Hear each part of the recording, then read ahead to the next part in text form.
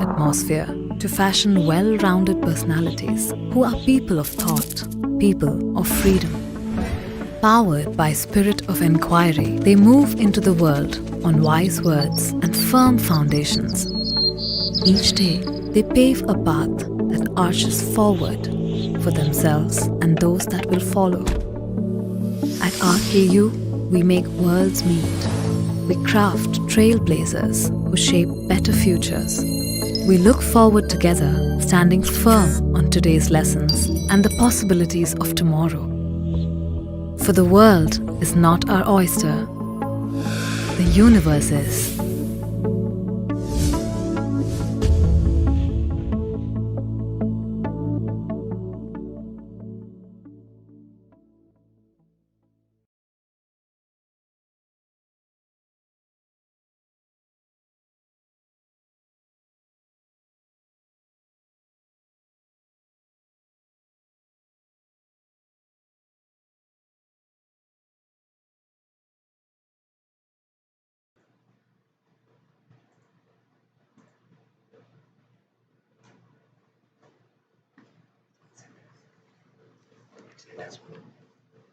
Hello, good morning. Check. Everything okay? Check, check.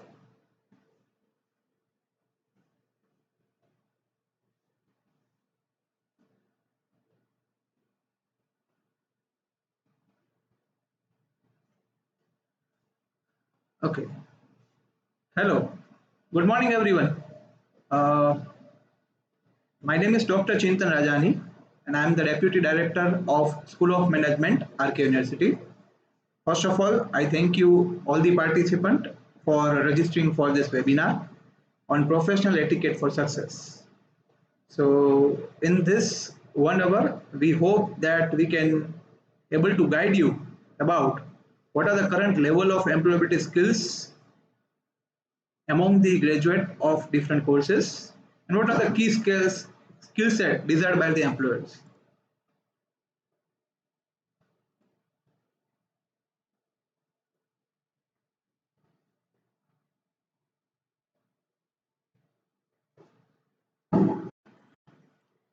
So this is a very popular quote like earning an education is not the same as gaining a skill set. So you might be pursuing a different degrees, like you might have completed some of the degrees. You might be pursuing BTech, you might be pursuing BBA, you might be pursuing BCom, or you have completed some of the degrees and currently working in some of the corporate. But earning an education is not the same as gaining the skill set. So today, that's why we have organized a webinar on what are the professional etiquette which is required to become a successful in the corporate. So this is just a brief introduction of mine. I have almost 14 years of experience in industry and academia. I hold a PhD degree in marketing. I'm also UGC NET and I've also done MBA specialized in marketing. I also looked after industry institute interaction cell of RK University for 3 years, and these are my research areas.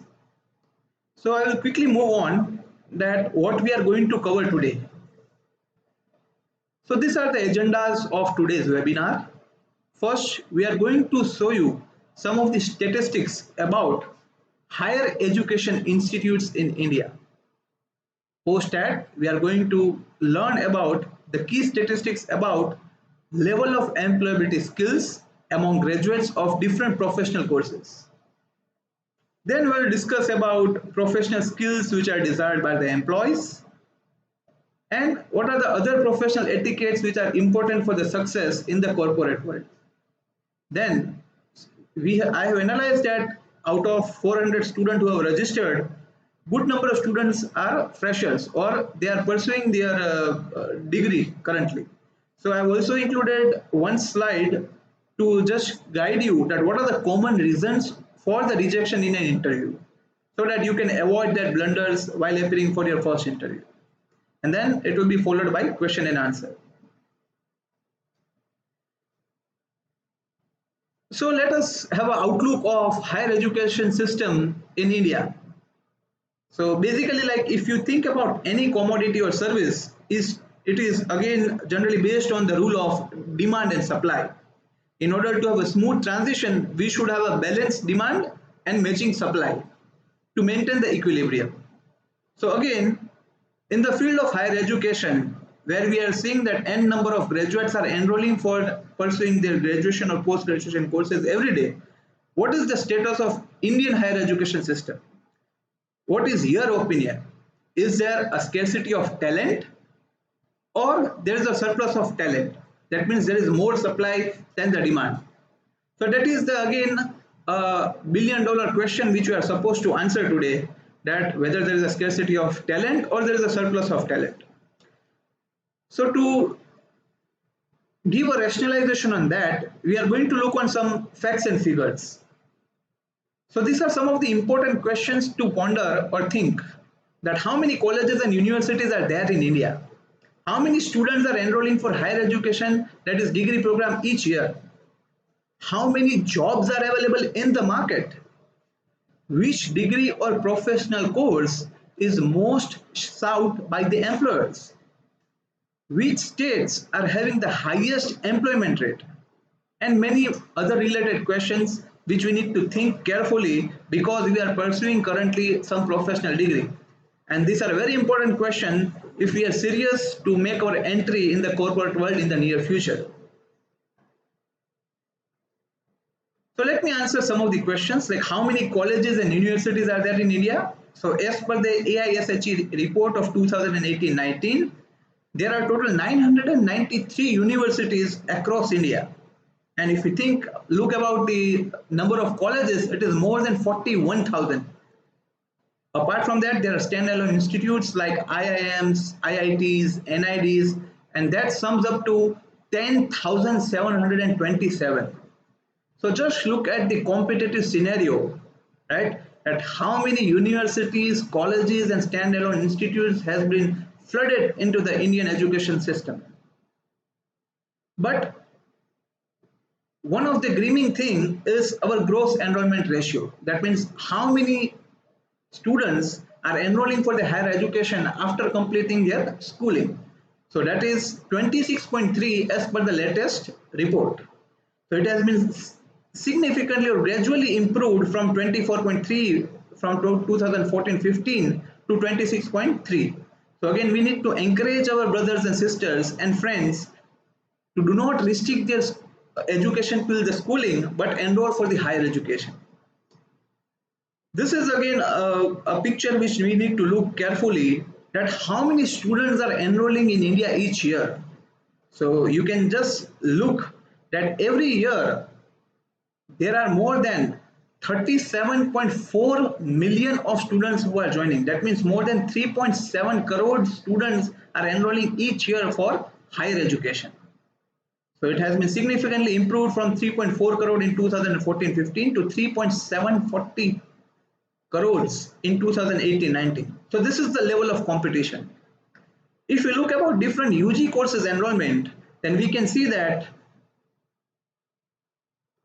in most of the courses, again, we can see that in most of the courses, there is an increase in the number of enrollments. Like we can see in the arts, there is a little bit slump.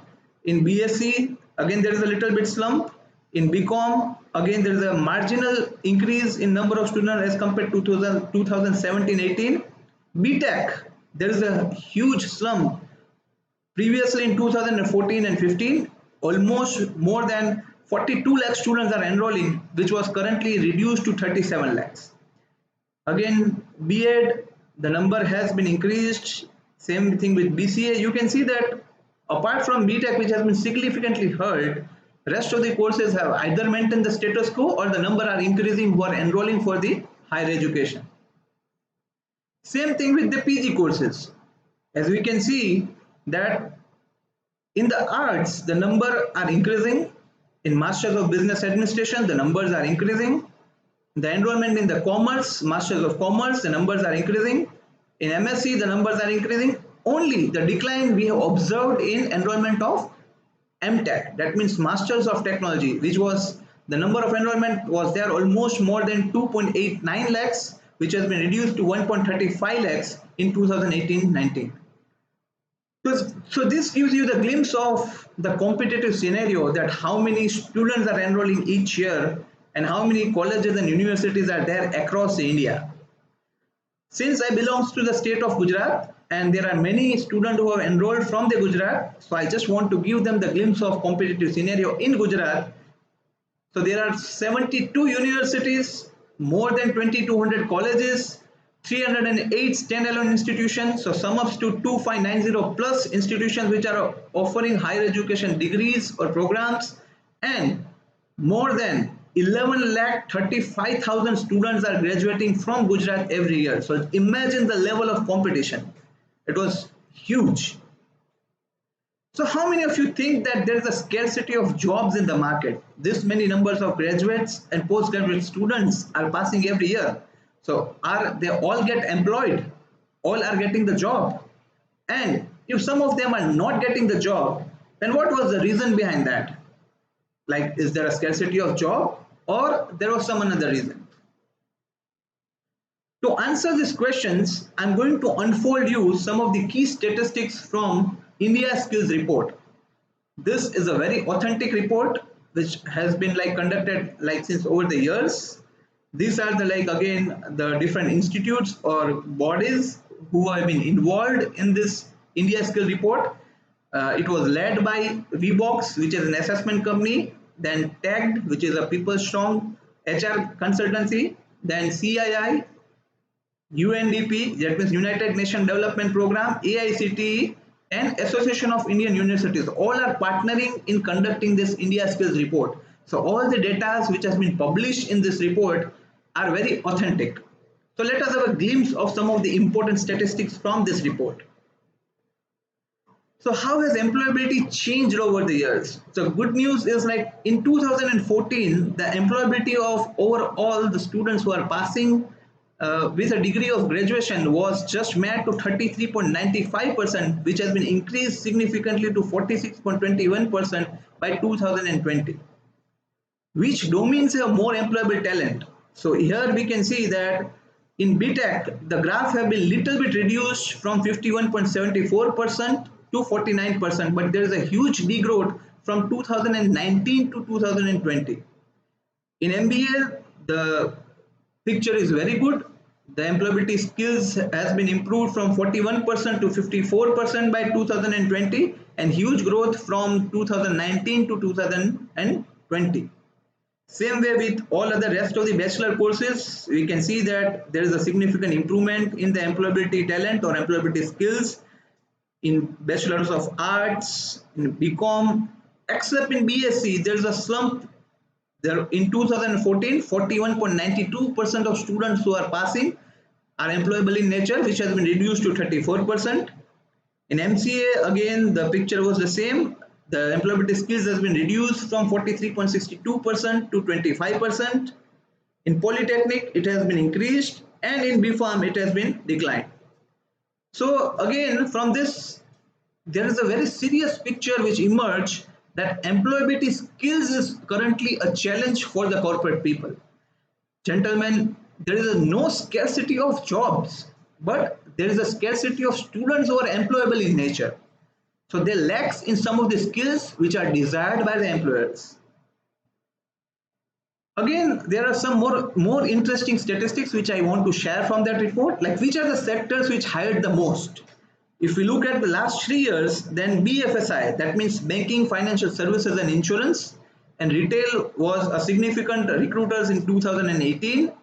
Same way in 2019 also BFSI and accompanied by software and hardware industry and manufacturing are the top 3 sectors who have hired the different graduates. And in 2020, our expectation is that there will be huge opportunities in BFSI, BPO, KPO and ITS services and internet business. That means all online service providers. Which domain has been hired the most number of candidates?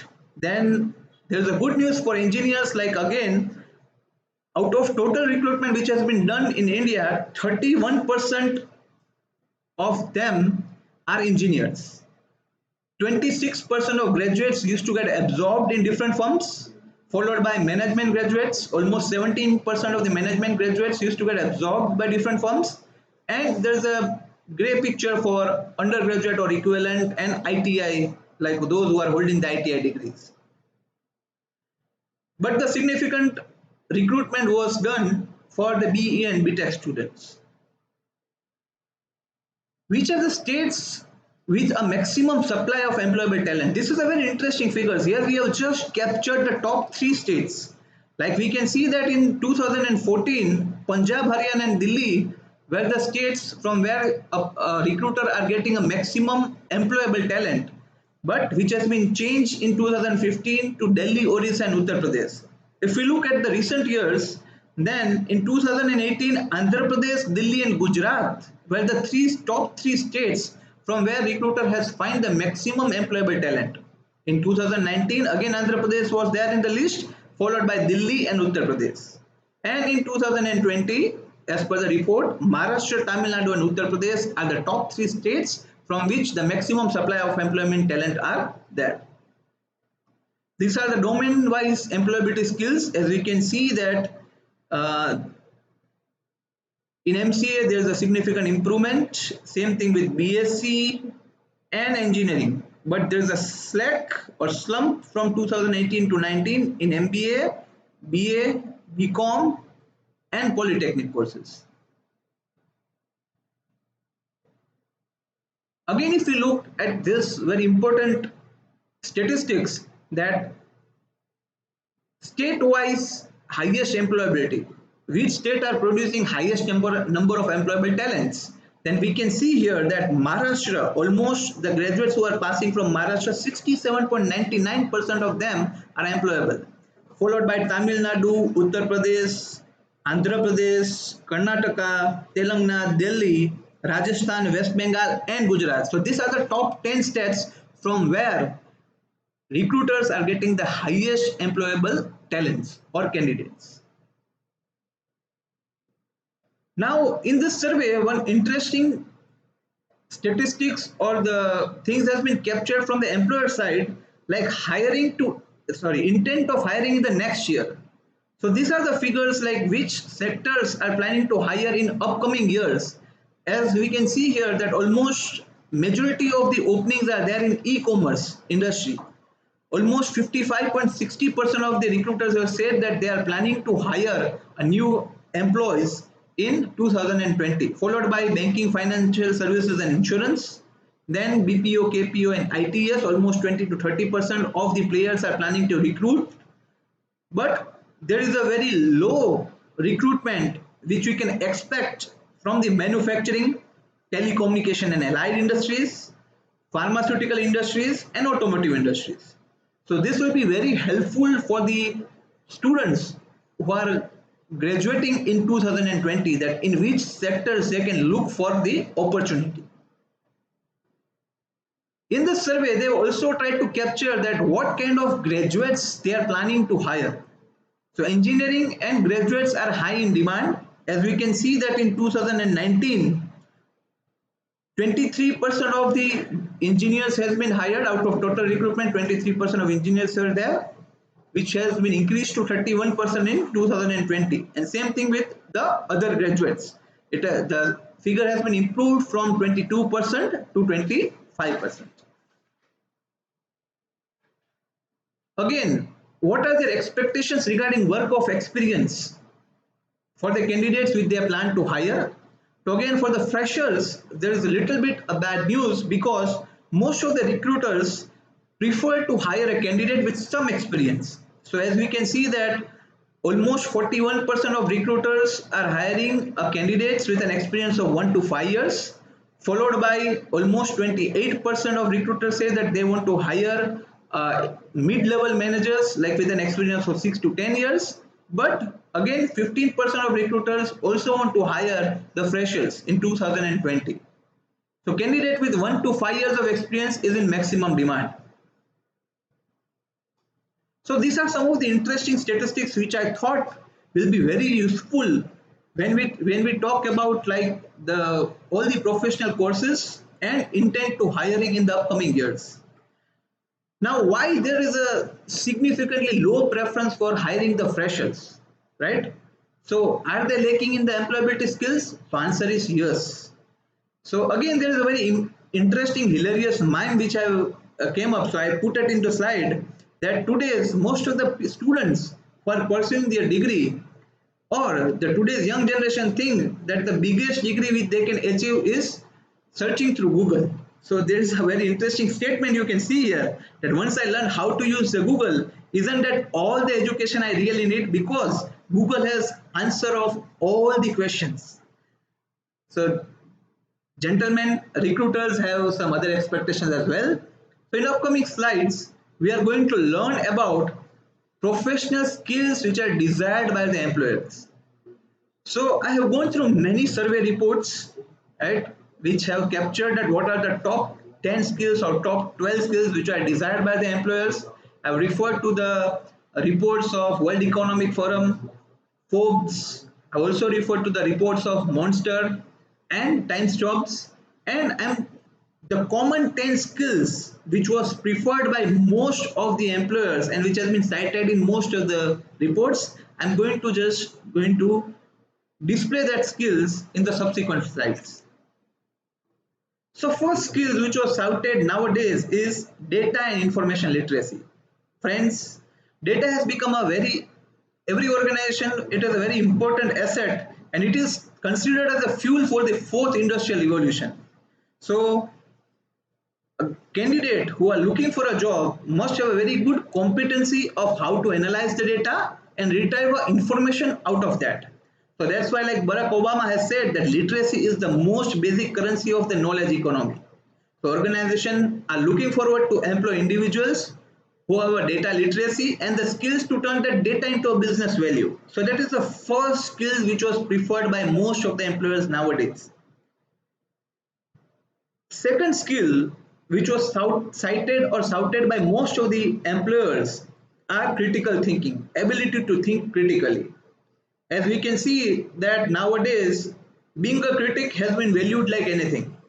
So here we can see the picture that of like a critical thinking of Newton. Everyone was just observing that okay, apple is falling down. Millions saw that apple fall, but Newton was the only one who was asked why. So that is nothing but his critical thinking ability. So critical thinking is about being able to objectively evaluate the information or an issue to form a judgment.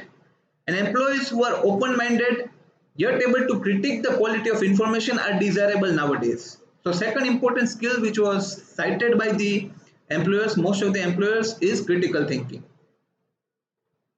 Today is an era of technology, and most of us are addicted to use all the gadgets like smartphones, laptops every day. So definitely employers look forward to hire candidates who are tech savvy.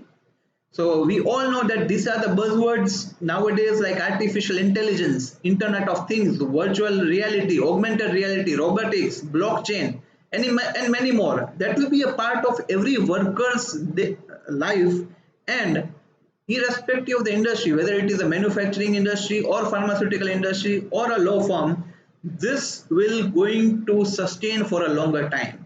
So friends, if you want to make a successful career in the corporate, you need to be a tech savvy.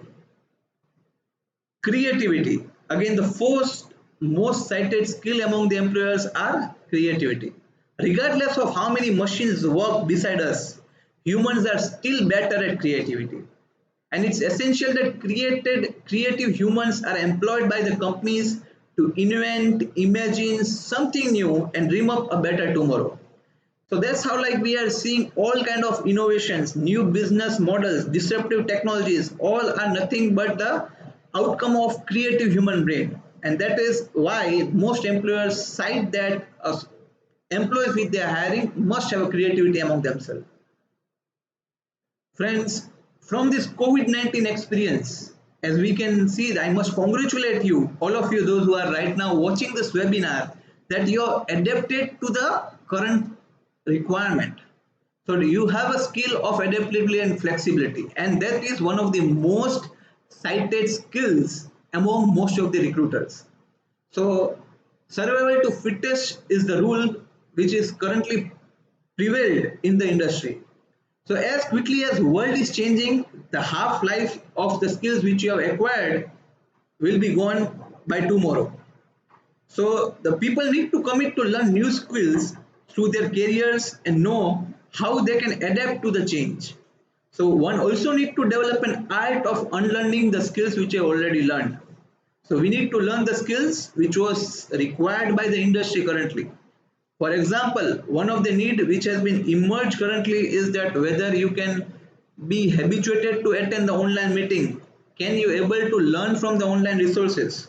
So that is again required a flexibility among yourself. You just need to change your mindset, change your learning style, change your habits, right? And that is desired by the most of the employers, adaptability and flexibility. Another skills which was required nowadays is emotional intelligence. So these are the components of emotional intelligence: awareness about self-regulation, able to motivate yourself irrespective of these situations, have an empathy for others, and have some social skills. So these are some of the components of emotional intelligence. Why it is required? Because humans have the edge over the machines, and our ability to be aware of and control and express our emotions for us and others will be a very good skill which we need to develop down the line, and that is termed as an emotional intelligence. So we should not get carried away by all the time that what our heart says. Sometimes we also need to apply our mind and need to take some tough decisions. At the same time, autocratic leadership is also not shouted nowadays. We also need to sometimes apply our heart and need to be empathetic to our employees in order to like gain their confidence. So emotional intelligence is another skill which has been desired nowadays. Leadership skills was evergreen. It was shouted 10 years back, and even today it was among the top 10 skills which was desired by the employers. Understanding how to bring out the best and inspire every individual with a diverse and distributed workforce is nothing but leadership skills. And true leaders don't create followers, but they create more leaders. And that is the true, like again, highlights of the leadership skills. So leadership skills is again one of the skills which has been desired by the employers nowadays. Ability to work in a team, to collaborate and work, because individual can only win some of the competitions, but if you want to become a champion, you need to learn an art that how to work in a team. So skills that are uniquely human, such as collaboration and strongly interpersonal skills, are emphasized by the employers today. So collaboration allows us to know more than we are capable of knowing by ourselves. So ability to collaborate or to work in a team is again one of the most important skill nowadays. Decision making, and today more about a complex decision making. Humans with the ability to take input from the data while considering how decisions can impact to the broader community, including effects on human sensibilities such as morals, are important members of a team. So there will be some kind of a situations where you will be in ethical dilemma. You are not able to decide that what to do, what is right and wrong. In that case, how you take a decision of these complex problems is one of the most cited skills nowadays in the corporate world. Communication skills. Again, you can see from the picture that doctor has done some mishap, a tragedy with the patient, because they have not properly communicated, and that's why like they have a practice that lift a patient on a 3 count, and generally what we also used to do 1, 2 and 3. So that is nothing but a small example of how important a communication skill is. And when we talk about communication skills, it includes all the 4 component: listening skills, reading skills, that means reading between the lines, writing skills, and speaking skills. Because 7% are words, words are only labels, and the listener put their own interpretation on the speaker's word. 38% are paralinguistic, that means what tone you have used, what kind of voice modulation you have used, that is very important to the listeners. And 55% there is a contribution of body language. What the speakers look like while delivering a message affects the listeners understanding the most. So this summarize what is the importance of communication skills. So if you want to succeed, you need to be a good communicator. Again, problem solving skills. Day in and day out in the corporate world, you are going to come up with a new challenge, new kind of a problems. It might be from the customers, it might be related to machineries, it might be related to product. But one need to learn an art that how to define the problem, explore the alternatives, take action on the right time, and again solve the problem. So problem solving skills is again one of the top 10 skills, falls under the top 10 skills which are desired by most of the employers. So these are the top 10 skills. Apart from that, there are some other skills and etiquettes which are not prescribed in the survey but yet very important. For example, in the Skill India report, employers mentioned that top five preferred skills in the candidate while they are hiring are: number one is positive attitude, second is ability to adapt to the different situations, third, ability to learn and how quickly they are learning, that means learning agility, fourth, most important, domain expertise. If you say that I am an engineer and if you do not solve a problem, then how can they hire you? Same way, if you say that I am a doctor and if you are unable to diagnose correctly, then how they can hire you? So domain expertise is required. And fifth is interpersonal skills.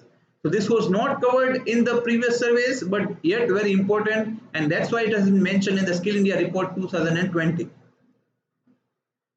Friends, apart from the skills, there are some etiquettes which are also required to become a successful once you join the corporate world. And one of the very important etiquette which I am going to guess after guessing some of the professions. So I'm going to show you some of the pictures. You just need to guess that they belong to which profession. From the clothes, we can easily identify that he is a lawyer. He might be some monk. He is a typical Mumbai, Amchi Mumbai Tapori. He seems to be a businessman. He seems to be a doctor. He seems to be a waiter of a restaurant. He seems to be a farmer. Oh, I'm not able to identify who he is. So again, friends, from all the previous slides, you are just able to identify that they belongs to which profession from that how they have dressed up, how they have groomed themselves. So because this is just a common man look, so we may not be able to identify whether he is a businessman or a retailer or a professional, right?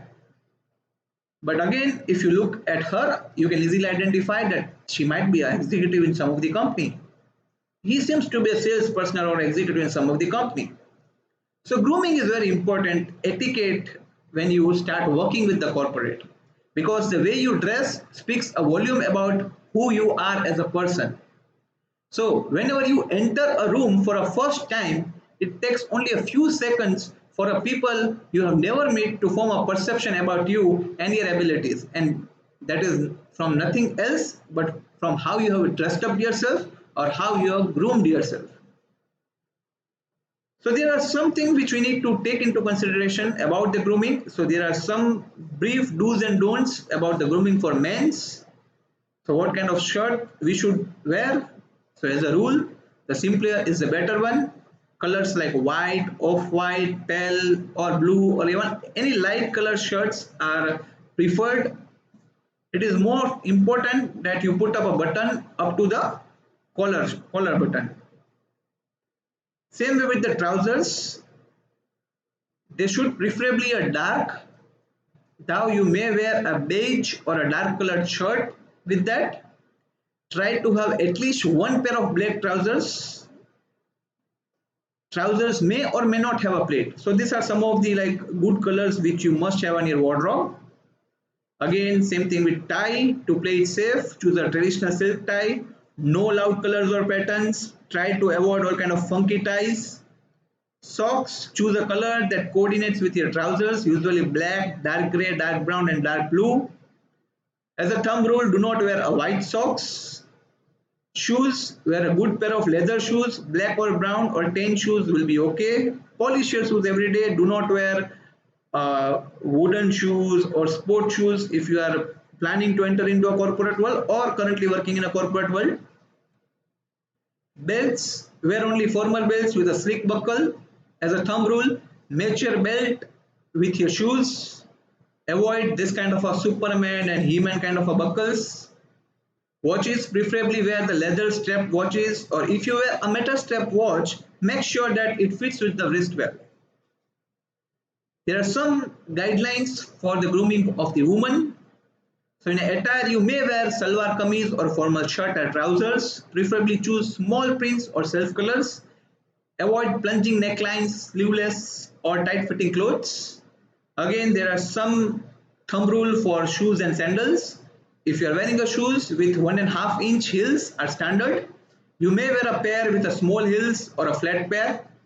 Stick with a black or brown pair. Be sure that your shoes are polished and that your heels are intact. Do not wear colorful sandals. Avoid heels with a bling. Avoid white colored sandals as they get dirty very easily. Bags, apart from your working bag, if you are carrying any additional bag, preferably carry a black or a brown one. There are some guidelines also for the accessories like earrings, wear stubs or a small rings.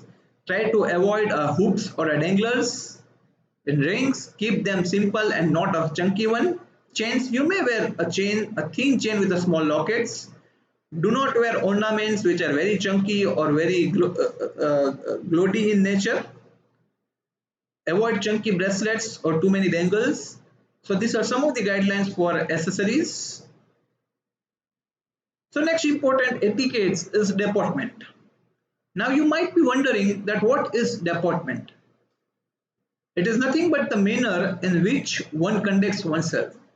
So there are 4 elements of deportment and they are your posture, your body language, attitude and eye contact. So this is an example of posture. When you stand up tall and relax your shoulders, you will appear more healthy and confident. Good postures reflects confidence and strength. So many times we are seeing that when someone enter into a room for a meeting or even for an interview, they have a very poor postures which they carry with themselves, and that creates a very negative impression. So we should always take care of our postures while standing. These all are examples of poor postures. Because poor postures reflects a lack of confidence, poor self-esteem and lack of self-discipline. So poor postures may lead you to fatigueness, stress or even a back pain. So slouching while sitting, standing or walking is considered as a lazy and demonstrate a lack of respect for oneself and as well as for the audiences. So one should never start revolving the chair. One should never start slouching on the chair. So these all are etiquettes which we need to maintain while we are having a meeting or in an interview room. This is the correct posture. The correct posture starts with the conscious efforts to hold the posture of the body in a straight line. The head should be parallel to the sky. As you can see that this is the correct posture of sitting. So from this we can say that success favors the well-groomed, isn't it? So what do we mean by well-groomed? Trimmed haircut, clean shaved, warm smile, full confidence, formal dress, firm handshakes and correct body posture. That's what all we look for. But gentlemen, there is one more important thing which we need to take care, especially being in the region of Gujarat. Avoid eating gutka, because even you have groomed very well or you have dressed up yourself very well, but once you smile and if you have a very dirty teeth because of having a habit of eating a gutka, that might be one of the reason of rejection. So try to avoid a gutka. So another etiquette which was desired in a corporate life is time management. So there is a very simple question that can we able to manage a time? So the big answer is no. We have to manage ourselves. So often we are seeing that we never be reached on a meeting at a time, or we generally get late in reaching the office on a regular days, and we often have a late punchings in our regular attendance reports. So this is not desirable in the corporate. So one need to learn an art that how to manage a time, not only reach to the office or an interview at a scheduled time, but even to finish our day-to-day work. So we have been piled up with lot of work every day, maybe a personal or maybe a professional. So there is one matrix which may help you in doing some time management. So this is one of the metrics which has been given by David Elbris. So there are two parameters. One is importance of the work and second is urgency of the work. If, and these are the four again quadrants in which you can classify your work. The work might be urgent but not important. The work might be urgent and important. The work might be not urgent and not important. And work might be not urgent and important. So we should always give priority to the works which are both urgent and important. Later, we may delegate some of the work which are urgent but not important to our friends. After completing our urgent and important work, we may take up the tasks which are not urgent but important, and last we should give a priority to the tasks which are not urgent and not important. So this matrix might help you in improving your time management skills. After time management, there is one more important skills or etiquette which is desirable by the corporate people and which may lead you to the success. So what is the common in all these four apart from success? Sachin Tendulkar, Narendra Modi, A.R. Rahman and Ratan Tata, they are stalwarts in their respective fields. And the reason why they have reached to the pinnacle of their field is because of their discipline. Discipline is a bridge between your goal and accomplishment. If you are not disciplined in your life, forget, you will never able to achieve a success in your life. Discipline is doing what needs to be done even if you don't want to do that, right? And in corporate, it is very much desirable that you will be very much disciplined in all your behaviors and your work. Another etiquette or skill which is desired in the corporate is taking initiatives. We are often seeing that there are so many tasks which has been uncompleted, or there are so many tasks where we are not getting a solution. So in that case, you will be always appreciated if you start taking initiative and take up a challenge or take up that task. Taking an initiative is one kind of a form of self-empowerment. You will also feel confident once you start taking initiative and start getting the success. So how many of you often miss the deadline? I was one of them, right? But missing the deadlines is not desirable in the corporate life. So as one of the very important etiquette, professional etiquette, which can lead you to the success is to finish your task within a deadline. So to finish your task in a deadline, you can follow some of the steps like create and maintain a due list of all the deadlines, plan and schedule your work accordingly. In case if you know that you will not able to meet the deadline, it is always good to negotiate the due dates. Break the task down that which are important, which are not important, which are urgent, which are not urgent, and you can prioritize accordingly. In case you think that you are not able to complete a task in a deadline, it is always good to say no. So learn an habit to say no, right? And whenever you are get stuck up and you are not able to finish your work within a deadline, or you apprehend that you are not able to complete a task within a deadline, you can always ask for a help. Ask a help from your friends, ask a help from your colleagues, right? Even you can ask a help from your boss. They can understand, they can be empathize with you, and they will help you in meeting your deadlines. So apart from this, there are some more etiquettes which we need to take care, which can lead you to the success in the corporate world, like phone etiquettes. I will quickly go through some of the basic things which has been desirable when you are talking with someone over the phone. Answer the call within 3 rings. Immediately introduce yourself. Try to speak clearly. Only use speakerphone when it is necessary. Actively listen and take the notes. Use proper language. Always remain cheerful while talking. Ask before putting someone on hold or transferring a call. And be honest if you don't know the answer. And always mindful about your volume. It should not be too high or too low. The person on the other side of the call must find soothing voice of yours, and must be pleased to talk with you rather than feel like harassing while talking with you over the phone. So we must try to follow all the phone etiquettes. Similarly, there are some email etiquettes because being in the corporate world, most of the communication you need to do with the help of the email. So we must be clear about the purpose of email. We always need to check whether the email ID is correct or not. Never forget to mention a subject line, and it should be short and meaningful. Start with a salutation, then write some good introductory paragraph, then comes to the main content. Never ever try to miss the conclusion and a closer remarks. Include your sign. Try to avoid all kind of fancy fonts and capital letters while drafting an email, and make it straight and short. It is not desirable to have 2-3 pages of email, but short and crisp email is always desirable. When we look at your office, there are some office desk etiquettes which are also very important, like keep your workstation clean and organized. Make sure you don't throw paper and wrappings here and there. Throw all unwanted pens, pencil, highlighters, and so on. Avoid keeping stacks of files at your desk. Avoid bringing soft toys, photo frames, candle stands to your work. Eating at a workstation attracts cockroaches and insects. So always prefer to go to cafeteria for a lunch. Never peep into others' workstation. Turn off your printer, scanner, computer light when you leave for the day. These are all the very important, very simple but very important office desk etiquettes.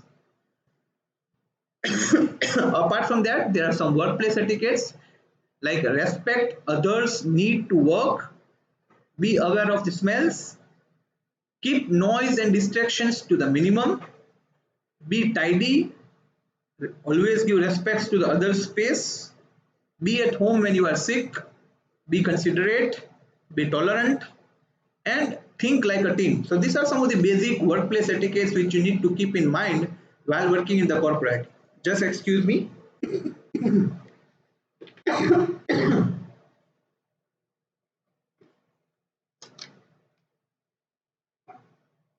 Okay. So we have discussed in length about what are the different professional skills desired by the employers based on the very reputed surveys. We have also listed down other etiquettes and skills which can lead you to the success in the corporate world. Like this gentleman is there. So the interviewer has asked him a question. So how long were you employed in your last job? And he answered, I would say my biggest weakness is my listening skills. So I am not able to hear your question properly. So this is one of the reason of rejection in an interview, not having a good listening skills. Again, the second question has been asked by the interviewer. Why did you leave your last job?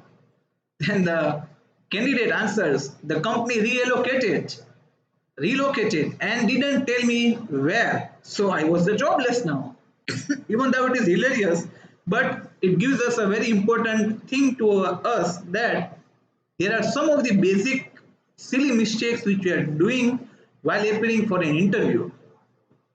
So I'm just going to guide with some of the blunders which you need to avoid while appearing for the interview.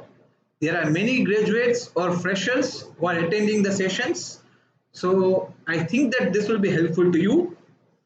So what are the blunders to be avoided in order to not face a rejection at the time of interview? So first, many times we are seeing that candidates reach for an interview place without carrying a copy of a CV. So that is the first blunder which need to be avoided, not carrying a copy of your CV. Second, the interview time was 10 o'clock and you turned up somewhere around 10:45. So again, that might be a very obvious reason for your rejection. So always try to maintain and reach on the time. So turning up late was another blunder. Sometimes we have seen a disastrous behavior from the candidates, like they skip the appointment entirely and they do not have a courtesy even to communicate that they will not coming for an interview. So this is one another blunder because again they used to blacklist that candidate, those who are not serious for a jobs. Sometimes we are very rude while we are waiting outside of an interview room, and that has been observed through our surveillance devices like camera. We are not dressing appropriately for an occasion. We may go with a sneakers or very casual kind of an appearance So that is not desirable, and that might be one of the blunder and reason of rejection. Making a very weak first impression. That means you're not prepared your good introduction, or when you are while you are entering to the room, you are not done a proper handshake or proper greetings. So this all carries and creates a weak first impression. A passive attitudes will never going to help you. So always try to be enthusiastic. Try to avoid any bad words or profanity. Poor eye contact is one of the reason, because it always resembles that you do not have a good confidence among yourself. Never give a references of a person who are known to you from that particular organization, because that will going to work in a negative way rather than acting as a positive. Don't say that you have no weaknesses. Not watching a non-verbal cues is one of the another reason of the rejection. Appearing too nervous or too confident is one of the blunder which most of the current generation students are doing. So try to be overconfident. Try to avoid being overconfident. At the same time, don't try to be nervous.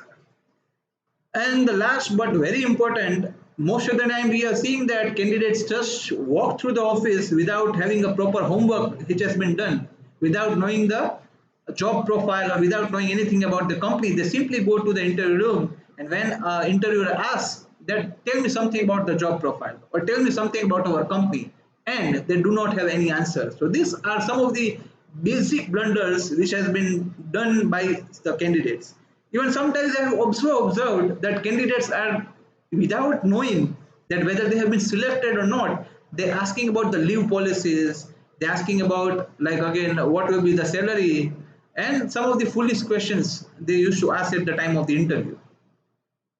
So friends, again, with this quote, I want to say that in this 21st century, the illiterate of the 21st century will not be those who cannot read and write. I'm repeating, the illiterate of the 21st century will not be those who cannot read and write, but those who cannot learn, unlearn, and relearn. This was a very good quote which has been given by Alvin Toffler, and this is very relevant in today's 21st century.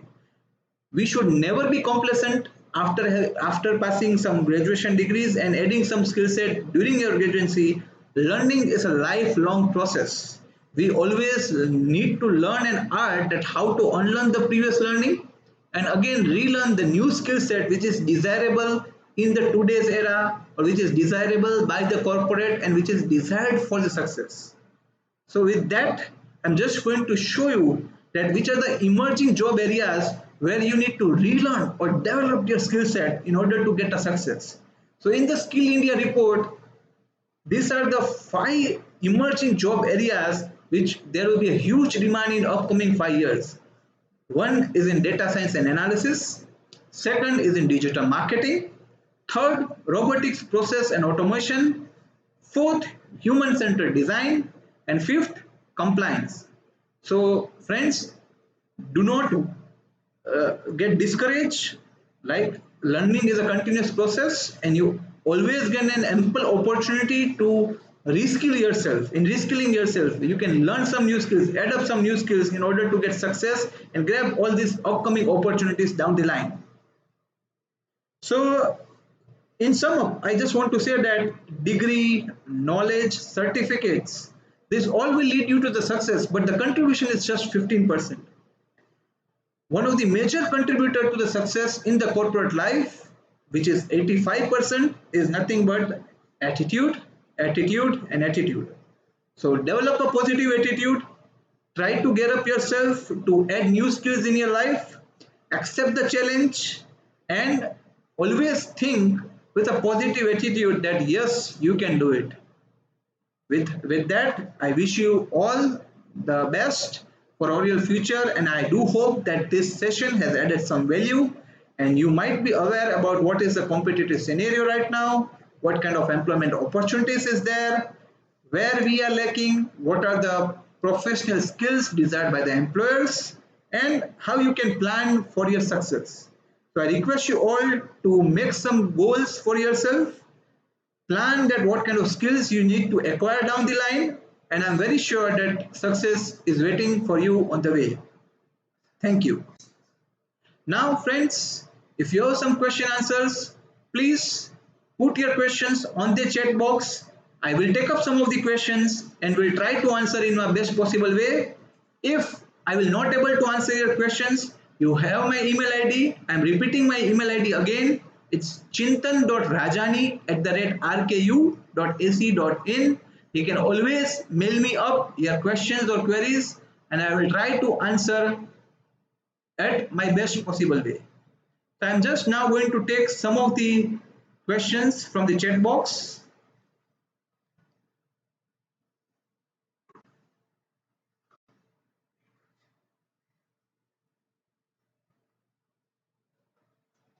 Okay, so first question is, sir, employment will be less in 2020, then what about freshers?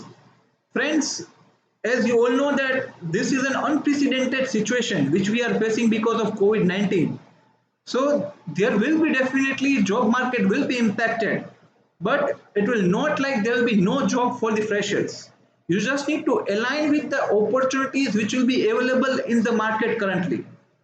You can still look for a jobs in the BFSI sectors, in online services, in e-commerce industry. There will be ample opportunities. It's not like they are not hiring right now. There are many companies who are still hiring today also. The similar phase has been there in 2008. So at that time, what our students have done, they have not been choosy for the industry or packages.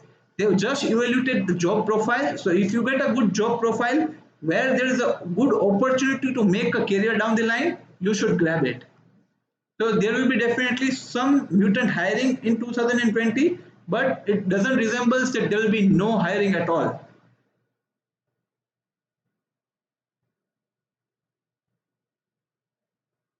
Another question is, emotional intelligence is God gifted. It can't develop or difficult to grow. Dear friend, definitely there is some IQ which has been given or gifted by the God. But again in EQ there are some components like self-awareness or self-regulation.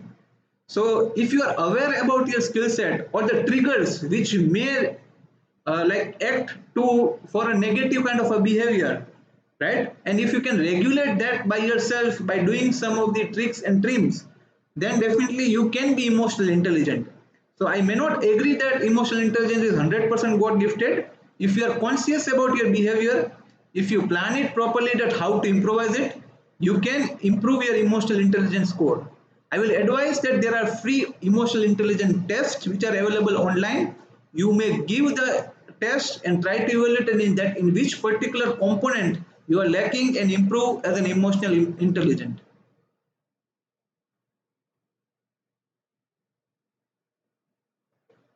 Again, one more question is there that master degree is essential for better growth in industry, particularly for pharma field. Again, depends like what job profile you are looking for. So we have also BPharm in our university. In fact, we have been observing that a student have a preference to go for a master's degree, and we are unable to supply the pharmacy graduates to the industry. So every year we have more than almost 20-30 recruiters from pharma industry are looking for BPharm graduates, but there is a huge scarcity of the graduates or talents in the pharmacy industry because most of them are planning to go for a business or may go for a master's. So my dear friend, like if you want to start a job even after your bachelor's degree, you can go ahead. There is an ample opportunity, especially in the Gujarat. We are a special economic zone for the pharma industry. So if you are unable to find a job in other state, you are most welcome in Gujarat. I am very sure that there is an ample opportunity for BPharm graduates.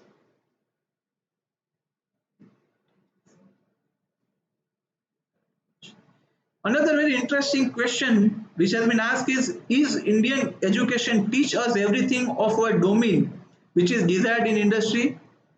So friends, if I just give a reference of some of the survey reports, then the picture is not good. Most of the traditional universities or government universities, still the curriculum are not in line with what was desired by the industry. So in order to increase our employability of the graduates, we need to revise our curriculum. We need to go for more internships or more live projects. We should try to get maximum participation in all kind of extracurricular activities and try to learn from all the opportunities which you get to explore yourself in the industry. So I request you all that try to go for all kind of internships, live projects, try to get maximum industry exposure, and that will definitely going to help you out with all these drawbacks which our curriculum are having, right? So that's how you can address the all the like drawbacks which our curriculum are having by getting more industry exposure. That's what I can say. I'm able to take one last question now because we are running lack of time. How to avoid nervousness during the interview? Very good question. I will answer that. To avoid the nervousness, you should do more practice, right? Practice can only make you perfect. You try to identify some of your good friends or colleagues who can help you doing some mock interviews. If you know that these are some of the frequently asked questions, and if you are able to answer that questions in a pre-articulated way, that will going to give you a confidence. Try to adopt some whoosh technique, like where you can calm down your nerves before entering to the interview room.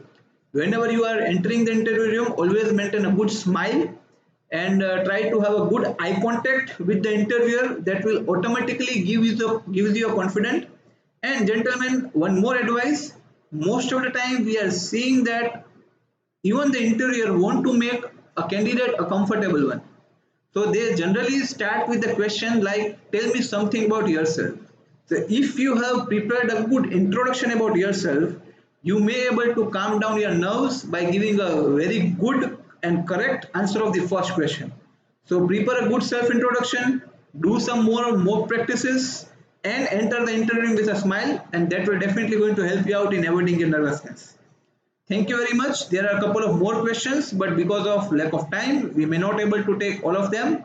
I request you all to please email me your questions, and I'm trying to give you answer in a best possible way. Once again, thank you very much for joining this webinar, and I hope that you might have had some value by attending this webinar. Thank you. Thank you from RK University as well. Have a good day. Stay at home and stay safe. Goodbye.